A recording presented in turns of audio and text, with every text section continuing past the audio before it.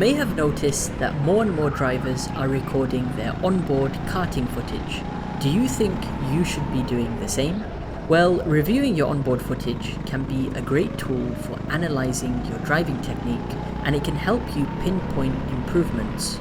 To get started, you'll need a curved GoPro mount to stick to the top of your helmet. This will give you the best field of view of the race. You could use a chin mount or chest mount, but in a go-kart, these angles could have a restricted camera view. After attaching your mount, you'll need a camera, and there's a variety available from a typical action camera to a 360 camera.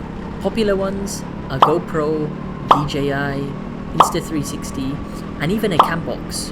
GoPro has sharp, clear and vibrant video quality, and the stabilization is excellent.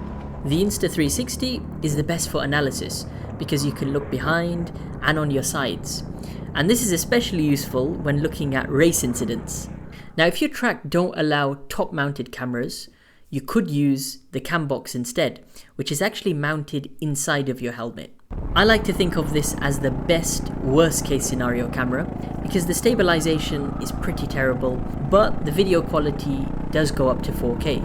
Then the most important thing to do is store your footage on a hard drive and organize it into folders in monthly order. Name each video file with the date, track and event name. So when you go to review your footage, you can access the recording easily and refer back to it regularly. When you're analysing your footage, have a track map with you so you can note down improvements on particular corners of the track map.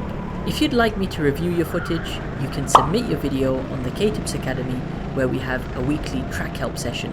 But until the next video guys, I'll see you next time.